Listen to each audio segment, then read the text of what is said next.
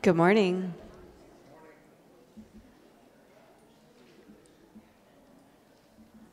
Good morning, everybody. Wonderful to see everybody here today. My name is Anna Tamara, and on behalf of the Seattle Betsuin Buddhist Temple, I want to welcome you to today's Eshinni-Ko and Kakushinni-Ko memorial service. As a reminder, please take time to put your phone on silent mode. Now, please pause and reflect during the ringing of the kancho bell.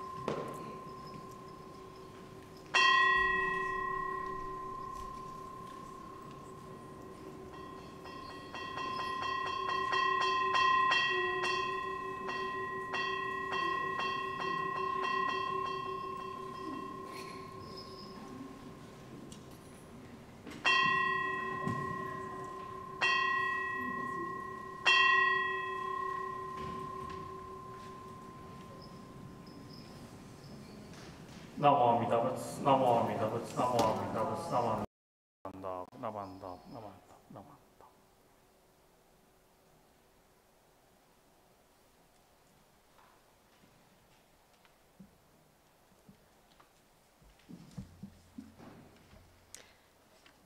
Today, the Seattle Betsuin Buddhist Women's Association, or SBBWA, would like to honor and remember our founder, Shinran Shonen's wife and daughter, Eshinni-Ko and Kakushinni-Ko, who played a pivotal role in the continuation and promotion of Shinran's teachings.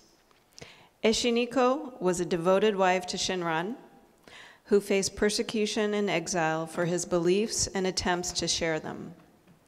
Kakushinni-Ko established a temple that enshrined Shinran's image and preserved his teachings. Eventually, that temple became the first Honganji. Without Eshinni-Ko and Kakushinni-Ko, there will be no Nishi Honganji, no Buddhist Churches of America, and no Seattle Betsuin. With gratitude, we pay tribute to these women and honor their legacy that brought us Jodo Shinshu Buddhism. Rinban Kusunoki will now lead the sutra chanting, Sambujo on the screen, followed by the Jusei found on page 21. Namo Amida Butsu, Namo Amida Butsu, Namo Amida Butsu, Namo Amida, Namo Amida, Namo Amida, Namo Amida, Namo Amida.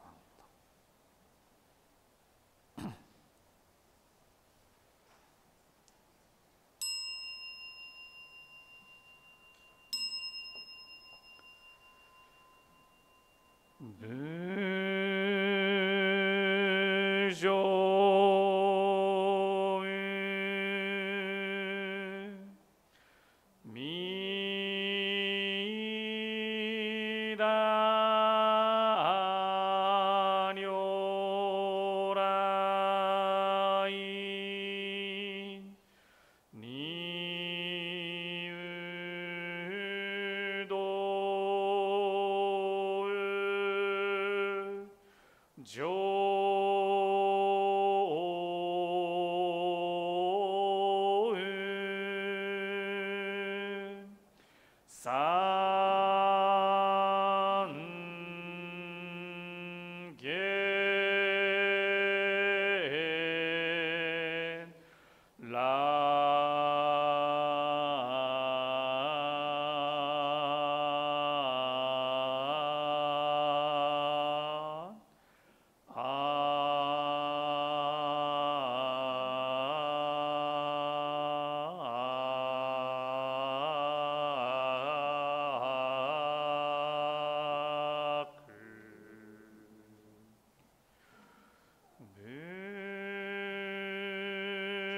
釈迦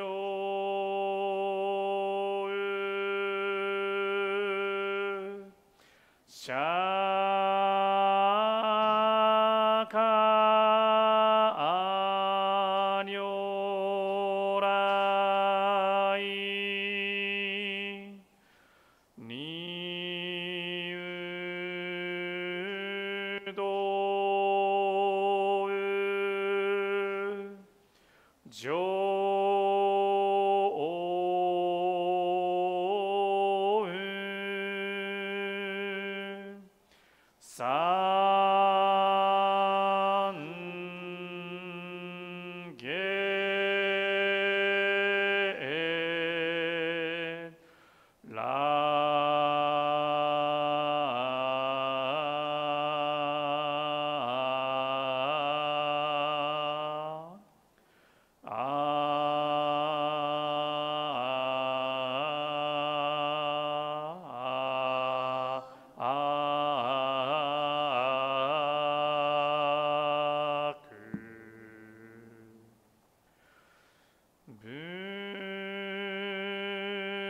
三下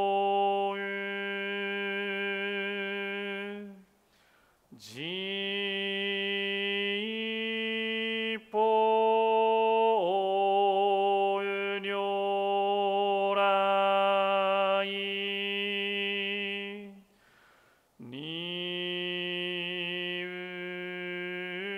有道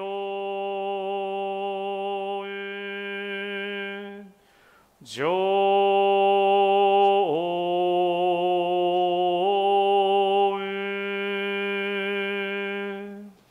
三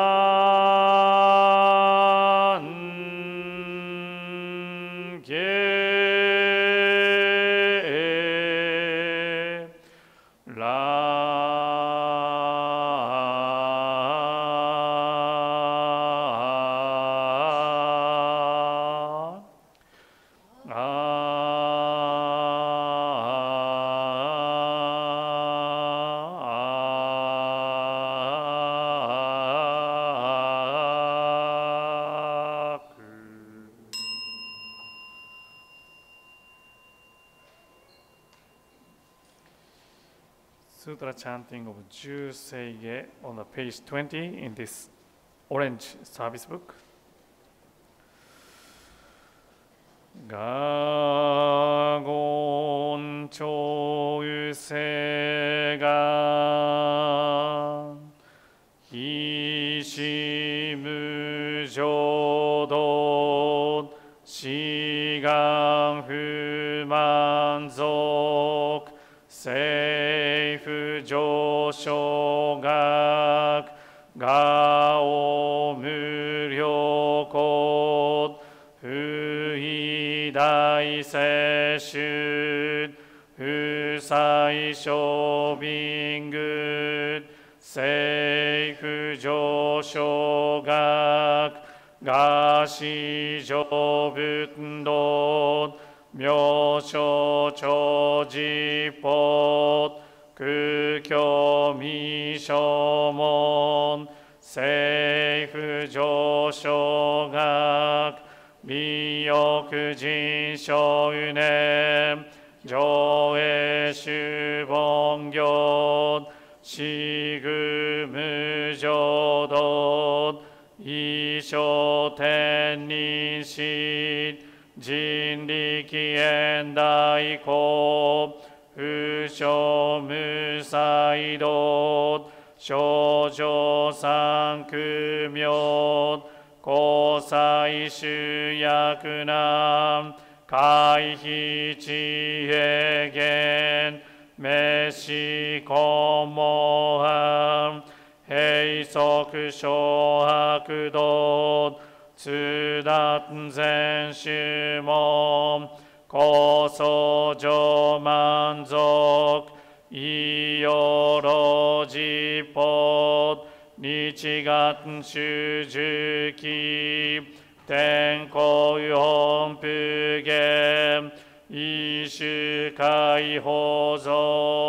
公正功徳法情報大集中説法四式供養一切仏具足修徳本元年信条満徳意三害王妙仏無下智通達未不詳願学へ力都市最小尊志願や国家大仙王感動国書天人東内妙受け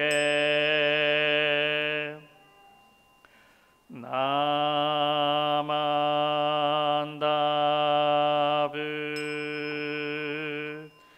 ナマンダブナマンダブナマンダブナマンダブナマンダブがんにしくどく平等聖一切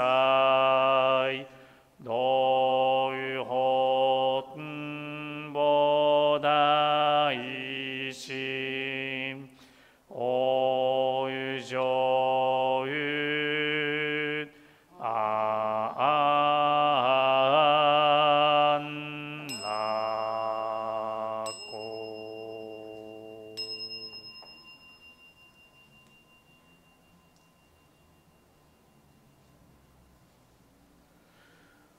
ナモ阿弥陀仏、ナモ阿弥陀仏、ナモ阿弥陀仏、ナモ阿弥陀仏、ナマンダ、ブナマンダ、ブナマンダ、ブナマンダ、ナマンダ。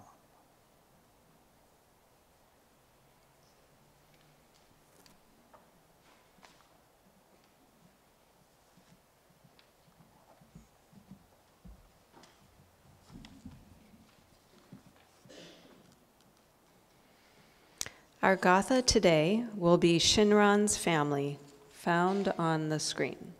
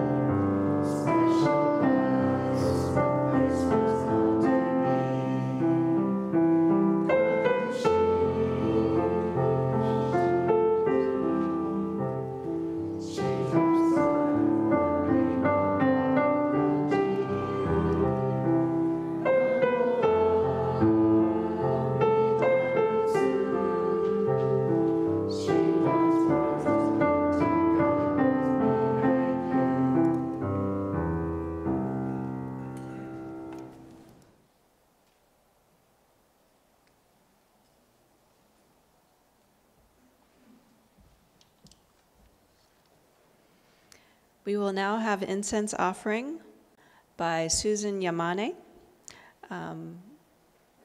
Susan here? Susie here? Yeah. It was supposed to be Tina-Ko, but is Tina here? Oh, there you are. Okay, it's supposed to be Tina.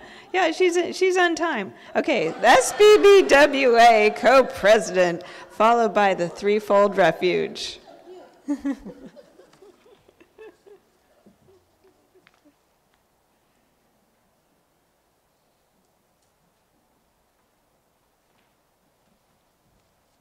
Thank you, Tina. Just giving you a hard time.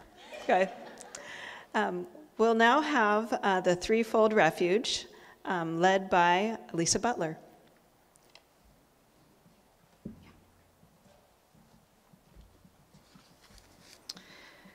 Difficult is it to receive a human form. Now we are living it. Difficult is it to hear the Dharma of the Buddha. Now we hear it. If we do not cross over to the truth in the present life, in what life shall we cross over? Let us with sincerity and true reverence take refuge in the three treasures of the truth. I take refuge in the Buddha. May we, together with all sentient beings, awaken to the great way of enlightenment and to the unsurpassed intent of Amida Buddha. I take refuge in the Dharma. May we, together with all sentient beings, enter the storehouse of the Dharma, becoming like the wisdom ocean. I take refuge in the Sangha. May we, together with all sentient beings, become units in true accord, in harmony with all things. The peerless, profound, and wondrous Dharma is rare to encounter, even in many hundreds and thousands of kalpas. Now we are privileged to hear and receive it. Let us thoroughly understand the true meaning of the Tathagata's teaching. Namo Dabatsu, Namo Dabatsu, Namo Dabatsu.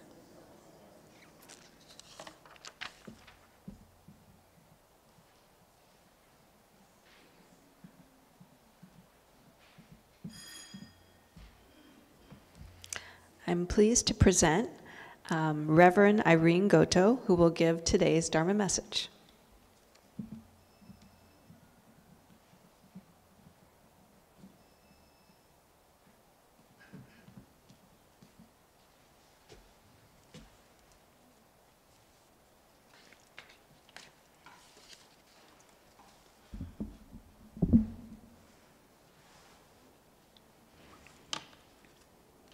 Thank you, Anna. And thank you, Seattle Betsuin Buddhist Women's Association, for inviting me to today's service in memory of Eshinni-Ko and Kakushinni-Ko. Thank you all in attendance today, and thank you to all who are joining us live streaming and by video online. Please join me in Gassho for a reading from the hymns of the Pure Land. When persons turn and enters the great treasure ocean of virtue, necessarily he joins Amida's assembly. And when he reaches that lotus-held world, he immediately realizes the body of suchness or Dharma nature. Then, sporting in the forests of blind passions, he manifests transcendent powers.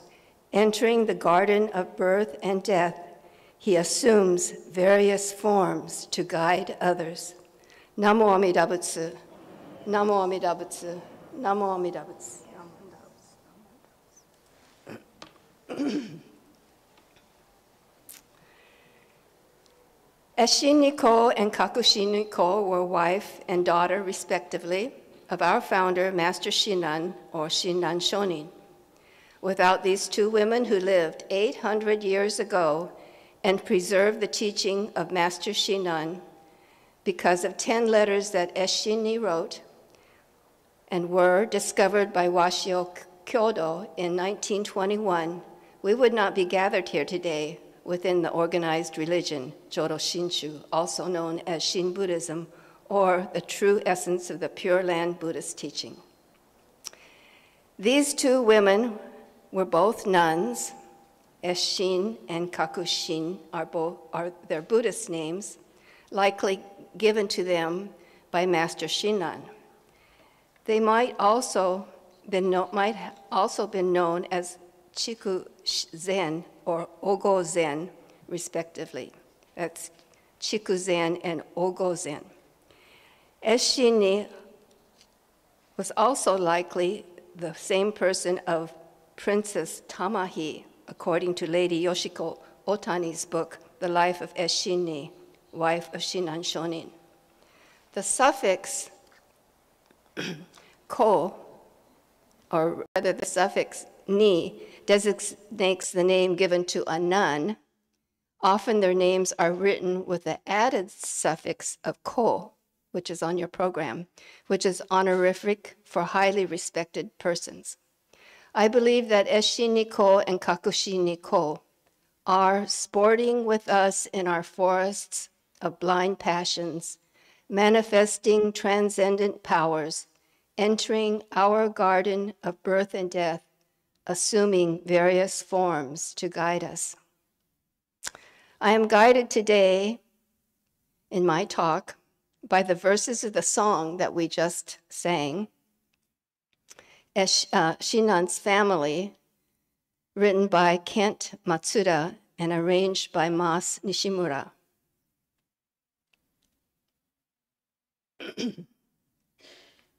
In addition to Lady Otani's book, I have also used James C. Dobbin's book, Letters of the Nun Eshinni, as a resource.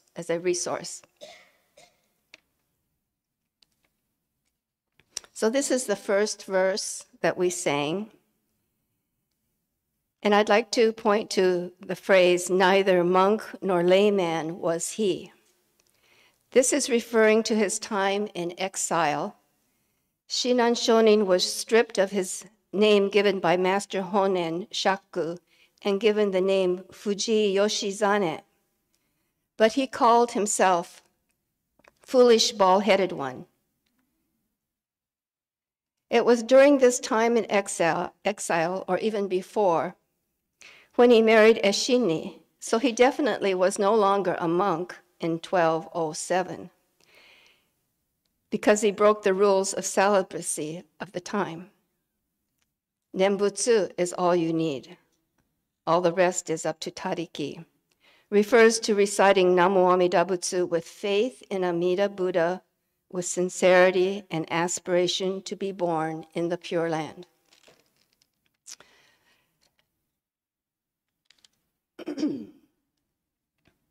The second verse, she sacrificed much for her family, supporting Shinran through adversity. I'm starting to rhyme here. This refers to living with Shinran while exiled in Echigo, a cold, harsh place to live in the winter, giving him 5 or 6 children. Since she owned land and genin, which are servants or slaves, they were sustained through a great famine. After living in Echigo for 5 or 6 years, they spent several years walking to the Kanto region, over the mountains, through the passes that were questionable, both in terms of knowing the routes and the rules of the warlords.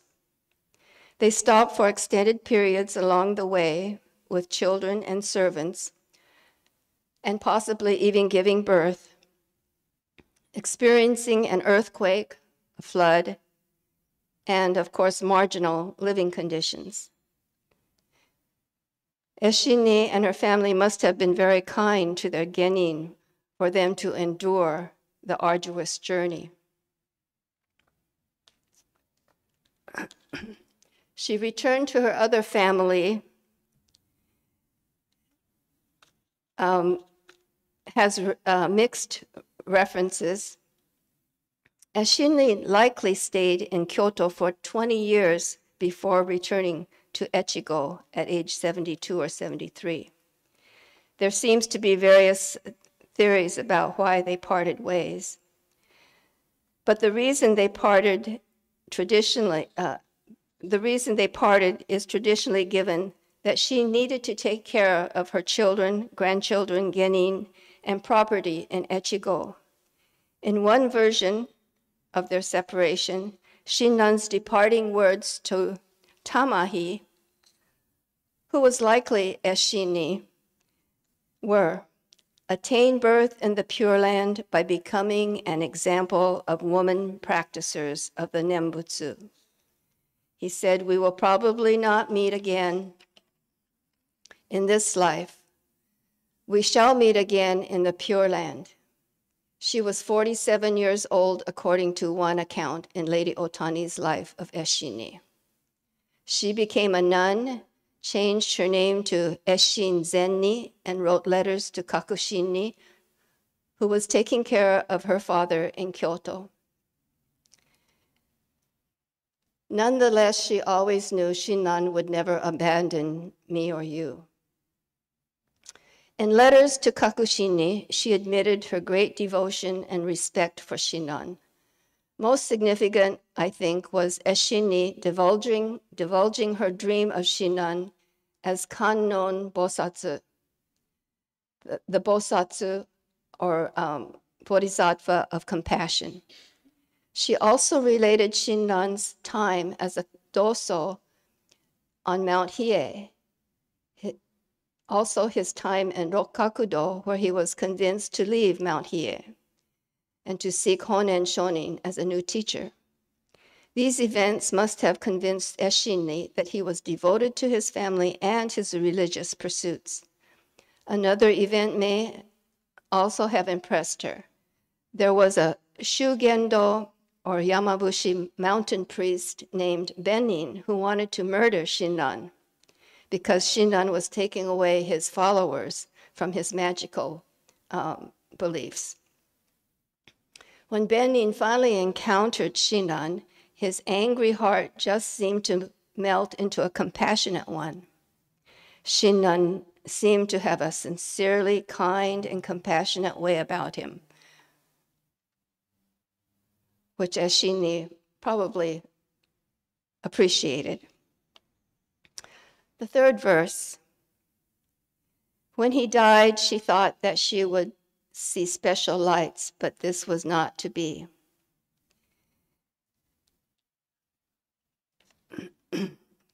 Kakushinni-Ko took care of Shinnan Shonin during his last years. He entered nirvana on January 16th at the age of 90. In those times, people believed that strange and miraculous events occur when an important religious person dies. Kakushinni wrote a letter to her mother stating concern that her father's death was uneventful. Eshinni wrote back, "There is no doubt that your father was born in the Pure Land, and there is no need for me to reiterate this."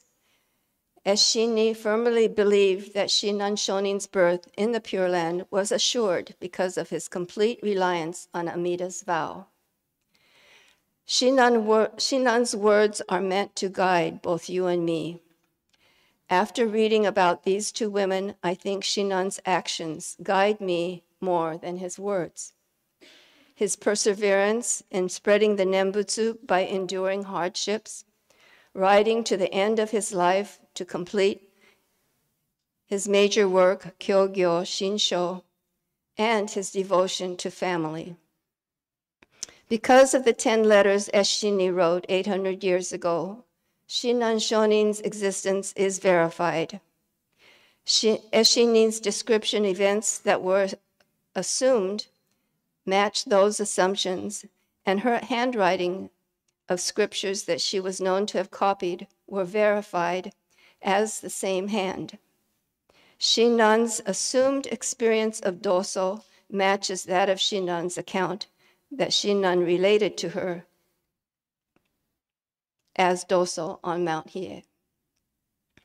In the medieval days, the 13th and 14th centuries in Japan, it was common for people to believe in magical powers and superstitions. But Shinnan Shonin came to realize that magical powers and superstitions did not work for him on Mount Hiei. His realization came on their journey moving from Echigo to Kanto, and during a devastating storm and flood. To calm his mind, he began chanting the 3 Pure Land Sutras 1,000 times. After 5 days, he stopped. He remembered that this practice did not work when he was practicing on Mount Hiei.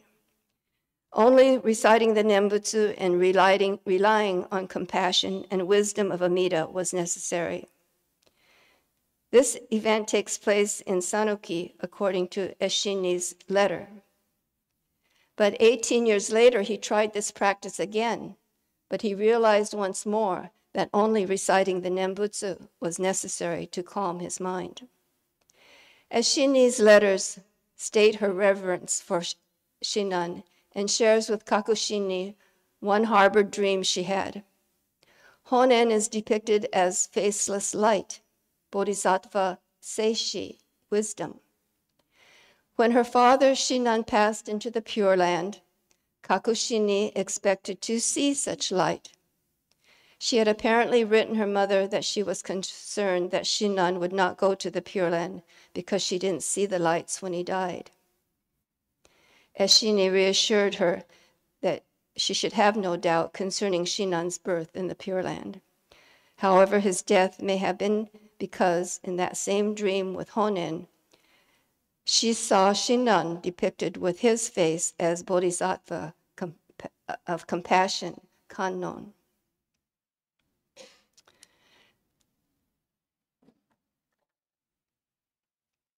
Shinran had said to Eshinni, among dreams there are many different types, but this dream must be true. The Bodhisattva Seishi is the ultimate in wisdom, so he appeared simply as light. This, I believe, is a thought conveyed in the last verse of Kent Matsuda's Gatha, or hymn, Shinran's family. That is, let ultimate wisdom guide both you and me. So how have Eshinni's letters influenced us as Jodo Shinshu, Shin Buddhist followers? Since they verified Shinran Shonin's existence, we can rely on his Nembutsu teaching, aspiring to be born in the Pure Land, reciting in faith and sincerity Namo Amida Butsu. Despite the hardships, Eshinni's belief in the Nembutsu was unwavering.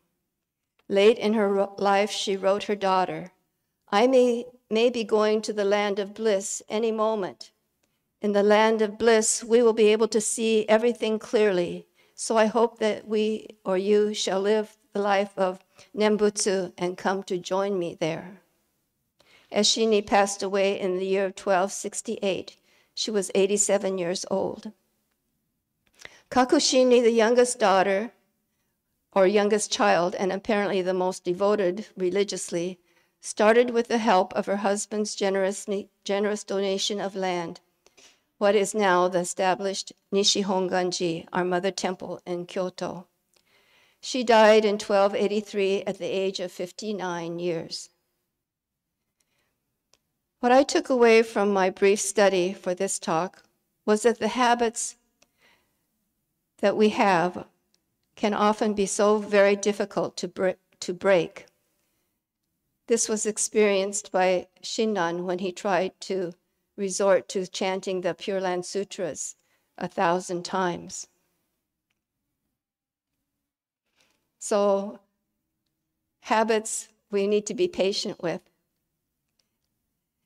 Thank you, Amida, for your great wisdom and compassion in allowing Eshinni and Kakushinni to participate in our forests of blind passions and guiding us to the Nembutsu and the primal vow, Hongan. In closing, please join me in Gassho once more for a reading from the hymns of the Pure Land. When a person turns and enters the great treasure ocean of virtue, necessarily he joins Amida's assembly. And when he reaches that lotus-held world, he immediately realizes the body of suchness or dharma nature. Then, sporting in the forests of blind passions, he manifests transcendent powers, entering the garden of birth and death. He assumes various forms to guide others. Namo Amida Butsu. Namo Amida Butsu. Namo Amida Butsu. Thank you very much for listening.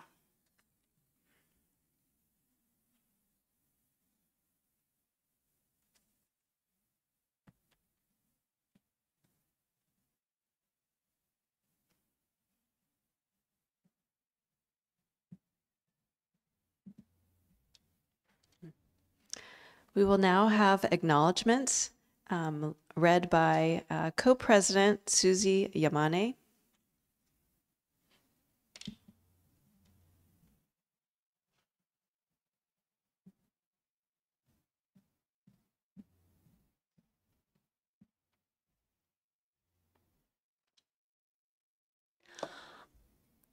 Good morning. On behalf of the Seattle Betsuin Buddhist Women's Association, thank you all for attending this important service. Thank you to Reverend Irene Goto for ringing the kancho, Kemi Nakabayashi for the musical support, Eileen Tanabe for producing the program, Anna Tamura for chairing the service, Lisa Butler for reading the Threefold Refuge, the SBBWA Religious Committee, Ann Oxrider and Janice Deguchi for coordinating the service, and Reverend Irene Goto for your inspirational Dharma message. Marissa Wong for greeting our attendees and passing out service books, and Alex Sakamoto for support for today's program and for the viewers watching from home. Thank you.